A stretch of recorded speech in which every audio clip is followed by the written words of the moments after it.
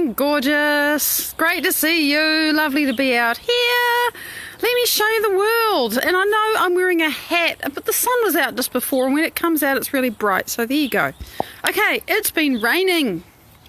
And this is what happens to the Spiraxis after it's been raining.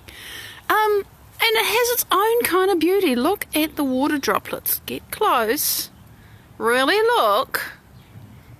Isn't it beautiful? Just really, really look at that. And look, now the sun's out. Hi, Liz. Good morning. So you see all the sparkling drops of water, and yeah, the flowers have collapsed because they do that. But it's so pretty.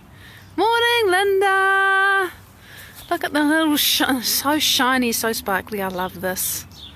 And look at the lily coming up out there. This is actually a bonus for the lilies because, see the little one struggling to come through there? So having these things collapse down actually makes it easier for them to get up. So there they are. Lily season is not far away. And look, we've still got these amazing sedum flowers going on. Yeah, they're aging, but there's a beauty in that. Have a good look at the detail. Flowers that are still coming out, the ones that are finished. And look at this. Look at all the water drops in this amazing sedum. I love anything that's got water drops on it. Okay, a little bit more walkies. Oh, Tooies up in the tree. Good morning, Julian. So here we have cineraria. And roses, which you can see I emptied a compost heap onto the roses, so they've had a good feed because the rain waters the compost in. I didn't.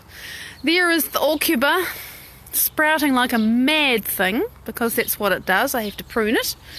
And more roses and iris, which are going to be surprised this year because they haven't got a tree shading them. And the wonderful white phylacterum that's coming up. Look at this beautiful foliage. I really love this plant. It's a perennial. It comes up, it goes down every year. It's glorious. The fuchsia is gearing up to make fuchsia flowers. And of course we have the bluebells. Really, there's nothing missing when you have bluebells. Let's take a good look at these. Misty, you made it! Woohoo! Yeah, we do sort of have sunshine, or we had a moment of it. And raindrops on rose petals, rose leaves, but aren't they gorgeous? So, everything's happening, and let's not forget, sunstrike, hold on. Let's not forget the cherry tree, and the magnolia. It's trying not to hit, there we go. Now you can really see the magnolia. So it's pretty full on in the garden at this time of year. Even the birds know it. And, oh look, I'm trying to get this so that it's not incredibly backlit. There you are, you can see the cherry blossom. From underneath it's a bit dark. Probably better if I do it this way. There you are, now you can really sort of see what it looks like. Heather, good morning! Oh, you got to get your new phone trained, Misty. It takes a while. At least that's what I found eventually when I worked out what auto text was for. Okay, so these are the flowers. Sharia, it is lovely to see you. Good morning, good morning. Good morning, everybody. Whether I know who you are or not, it's great to have you here. So today, really I'm talking about resistance, okay? That stuff that comes up in you when you want to create something new. And by the way, if it does more than what it's doing now, which is very slightly mizzling, we'll go inside, and it's just like, no, you can't do that. I don't believe in me. All of that stuff, right? All the resistance that you experience when you really decide, like we talked about yesterday, you decide that you're going to be somebody different. And we talked about having an idea of who you want to be and how you want to be and how that feels and how you think and what you're doing and all that stuff. And so the kind of natural extension from that is, okay, I want to be a person who walks around feeling wealthy. Or I want to be a person who walks around feeling, talking, living, breathing like I'm healthy, even though I'm not. I want to talk and walk and move and breathe and behave like a person who's in love with someone who's my equal and who treasures me, even though I'm not, right? That challenge, that situation, that, if you like, problem. It's not a problem, it's creation in action. It's what we get to do because we're human, but it is challenging. I just got to pick these up. Look, they fell off the tree. Cherry blossoms. Oh, look. Just can't not enjoy these. So, there you go. Flowers. I might put them somewhere that I can see them and take them inside later. So, what do, right? And how does that work, and why is the resistance sometimes overwhelming? So here's the thing. You decide you want to be something that right now you're quote unquote not. You make a goal, you set a goal, you have an ideal, you have a dream, you have I want this. I'd like to be that, I'd like to have that, whatever. And so you start to think and imagine and create who that you is. Amy, lovely to see you. You start to walk into that. You start to talk into that. You start to breathe into that. All of that stuff. And as soon as you do, sometimes it waits a little while, and sometimes it just doesn't waste any time. The struggle and the adversities and the difficulties and the impatience and the intolerance and all that stuff, bless you, mister, you're onto it. And you're saying all the good things, but I'm saying all the bad things, all the challenging things. Those things come up in us and say, who are you kidding? What are you talking about? You can't do that. Remember the last time you tried and it failed. Remember how many other times you tried and it failed, So what's going on there is that because you have decided to adopt a different state of being, to become a different person, that literally everything in you that isn't like that says, piss off, and comes up in the form of, you can't do that, it's not going to happen, all of this feels really, really bad. And remember I said yesterday, the reason why it feels really, really bad is because your body, you're saying, hey body, we need to go to a different state of chemistry here, we need to have different feelings, different experiences, and the body says, oh, no you don't. I'm addicted to being the way I've been for the last 24 and a half years. Don't you ask me to do something different. No, it's unfamiliar, it's dangerous, I don't want it. So, in other words, the resistance that comes up is exactly the part of you that all the time you haven't been deciding to become somebody else and live like somebody else and have a different experience. It's the very part of you that is absolutely refusing to go where you want to go. It doesn't want to change. Because remember, for all of that resistant thought, feeling, whatever it is, you've got neural networks. And you've got cells that are adapted to that chemistry. And they do not want to go to the new place. Now, this isn't about some evil thing inside you, and it isn't about the ego being this nasty thing that stops you from getting what you want. It's not about that. It's not about setting yourself up to have war with yourself. But it is about understanding that you have synaptic connections all about who you've been up until now. And you have chemistry all about who you've been up until now.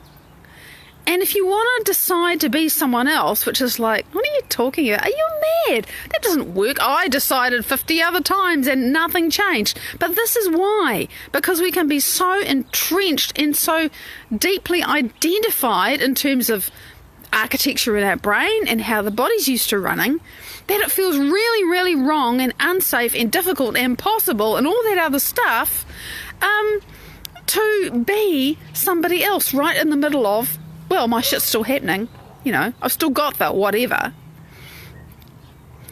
But that resistance, that no you can't, that you're still in pain, that you still can't find anybody, that you still don't know what your purpose in life is, all of that stuff, that is the manifestation of the self that isn't going where you want to go. And of course you only find out about that self that isn't going where you want to go when you start to go there.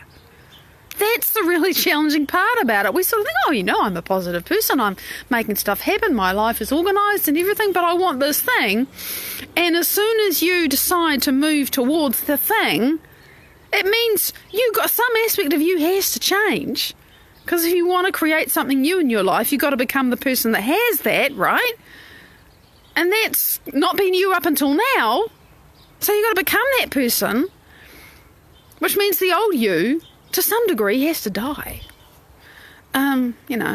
Actually has to, neurologically, those synapses that have affirmed your victimhood or your sickness or your I can't do this or there's nobody for me or, whatever it is, those synapses have to get pruned apart through lack of use because you very consciously, sometimes, because it feels really wrong, decide to invest your energy and your intention in a different thought, in a different feeling, in a different way of being. That's the choice, right? Yeah, your past totally becomes your resistance, Linda. That's a very astute way of putting it. Frustration can be really, as you say, it can be really counterproductive, Misty. But the thing to realise is that when you feel the frustration, that is the old self. It's the self that's been frustrated 1,000 times before and doesn't know how to move through it. And to move through it differently, it's not about forcing yourself through. It's not about fighting yourself through. Remember, when you have an emotion going on that you don't like, how do you change that? You don't say, I'm going to feel something else. You don't, it's not about fighting resistance with resistance. What do you have to do? We haven't talked about this for a little while. You need to open your focus. Oh, you mean I got to get my attention off the thing that I've been obsessing negatively about for the last 45 years? Yeah. You've actually got to stop thinking about it, because if you keep thinking about it, you're firing and wiring those neurological circuits. Mike, g'day! It is a bit like training the child. More like training a wild, undisciplined animal, to be honest. The child's very wise. It just gets programmed into all this stuff. But yeah, so you have to realise there are synaptic connections in your brain that can be very hardwired. Morning, Jen! And you've got to literally not use them so much that they prune apart. And I haven't said this for ages. This is such a cool fact about brains. When you make a synaptic connection, like you learn a new fact or you're having new experience, oh gee, I failed at that, I must, be going to fail forever. Man, that was amazing, I've got to remember that. Doesn't matter if it's good, bad or indifferent, you remember something, you make a synaptic connection between neurons in your brain, and there's a special kind of glue that facilitates that. It facilitates that connection not just being made, but maintained. And there's only so much glue in your brain. So here's the thing, whatever synaptic connections you fire the most, whatever thoughts you think the most, morning Bill, those are the ones that get the glue. So, and this is neuroplasticity, rule number 101. Hebbian learning discovered by Dr. Hebb. Neurons, nerve cells that fire together, think together, work together, link together. They get glue. And the second principle is nerve cells that no longer fire together, no longer wire together. That's neuroplasticity. We get to change our brains. Yeah, if your thoughts hurt, stop thinking them. And of course, the reason why it's so hard to stop thinking them is because we get addicted to them. We get addicted to feeling resentful or regretful or sad or lonely or whatever it is, and we don't even realise that's what's going on. So when you choose to become somebody who isn't resentful or who isn't depressed or whatever, that's what the challenge is. You've got a whole bunch of hardware in your brain that says, hang on a minute, I got a ton of glue sticking circuits together that says I'm depressed, I'm anxious, I'm really scared of life.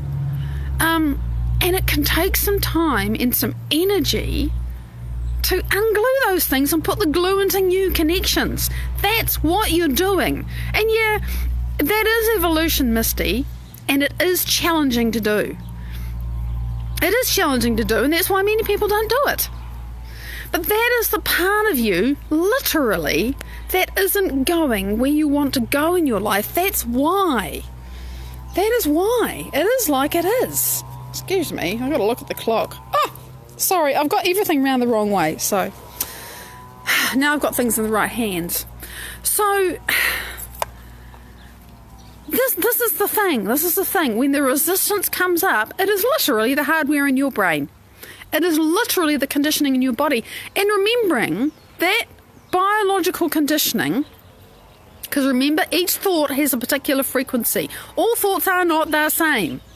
And the frequency of your thought decides what neurotransmitters cross the synaptic gap, the synaptic cleft, I think it's properly called, and make the synapse fire. And those neurotransmitters then talk to emotional centers in your brain, and then you have chemistry, and then you have hormones, and then you have emotion. That is how it works. So when you change the frequency of your thought, you have a different thought, then you are saying, I want different chemistry now, I want different neurotransmitters, different neuropeptides, different hormones. And the body says, we're not used to this. But that is the part of you that says, we're not used to this, this is unfamiliar, I'm not addicted to this, I want the old thing that I know. That's the resistance. That's literally what is happening. And that is also why, and I had a thought last night I wanted to put this in, and here it is.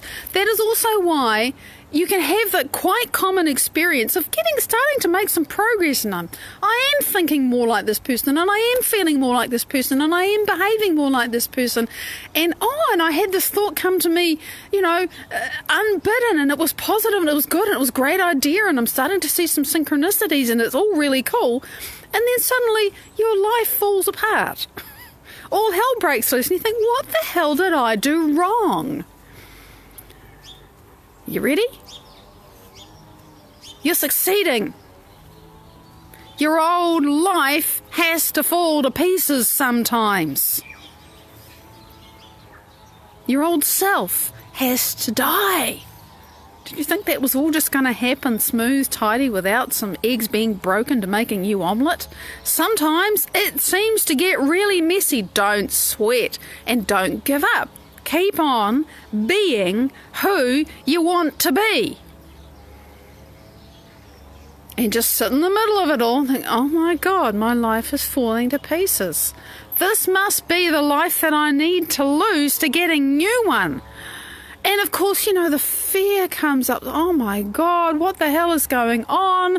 This isn't working. I need to go back to who I was because at least I knew what to do there. And, all of that goes on, okay?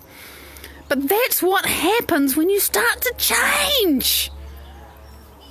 Your life can literally appear to fall apart. And sometimes, more than occasionally, it's because it needs to. But you need to keep deciding who you want to be and who you are, in fact. Oh, you mean if that life is falling to pieces, it's no longer who I am? Yeah, you're no longer a resonant match for it. You are not thinking nearly so many thoughts that are on the frequency of that old life as you used to. You are now thinking different thoughts and having correspondingly different emotions. And remember, the thoughts are the electrical signal that says to the universe, this is what I'm focusing on, this is what I'm paying attention to, this is my order to the universal restaurant, and here's my matching emotion that's going to draw it to me. This is who I'm being. Oh, and you mean that old life, which is about who I used to be, just is no longer a resonant match to me anymore. Because I'm not thinking the same thoughts and I'm not feeling the same feelings. Correct. That's what happens. So don't freak out. It can get chaotic. You know what chaos is? Chaos is disorganized order. Chaos is what you got to have creation and to have change. You can't have one without the other. Not possible. So, if you're in chaos, understand it is your opportunity and invitation, and in fact imperative, to decide, okay, what's the order that I'm going to impose upon myself in this chaos? Because if I impose the new order that I want in my life into myself in this chaos, the chaos is going to reorganize to match who I'm being. That's what we're doing. It's pretty crazy. It's pretty amazing. It actually does work. But, the rub is you can't see it before you got to be it before you see it. And everything inside you that is not that is going to come up and say, at the very least, hello, are you sure you don't want to be me anymore? And sometimes will scream like a typhoon in your face and say, no, you know, and your life will throw a purple fit because it has to fall apart for something new to come in. We have to let go of who we've been in order to become someone else. That means pruning out every single word that you used to say about yourself. I'm sick, I'm delicate, I'm lonely, I can't get a new job that I really enjoy, I don't know what my purpose is in life, I just can't find someone to love me. Stop saying that stuff. Don't write it, don't say it. And if you catch yourself thinking it, well, replace it with something that you do want to be true about yourself, because your cells and the universe are listening to you every moment of the day. I know it's a big ask, but that's the self, right? It's what you think when you're not even paying attention. What you say, what you think. The universe is listening every moment. It can't not. It has to honour who you're being. So if you get nothing else from this, start paying attention to what you're thinking and what you're saying and what you say when you're not paying attention to yourself, because that really tells you who you are. It really tells you who you are. And it's so powerful just to change that. I remember the time in my life when I started to get really conscious and I was like, oh no, I can't say that. It's not true. I don't want it to be true. So there you go. That's what I wanted to rave about today. Resistance and ways to start changing it. And in 3.5 hours, I will be back with an update on our beautiful Sang Marie Gomez and what he's doing in the Gambia. It's exciting. We don't quite know when, but the lockdown is coming to an end. He's going to go back to school soon. So if you can, jump on and find out what's happening. Big love. Thank you for joining with me, and I'll see you tomorrow. Bye-bye.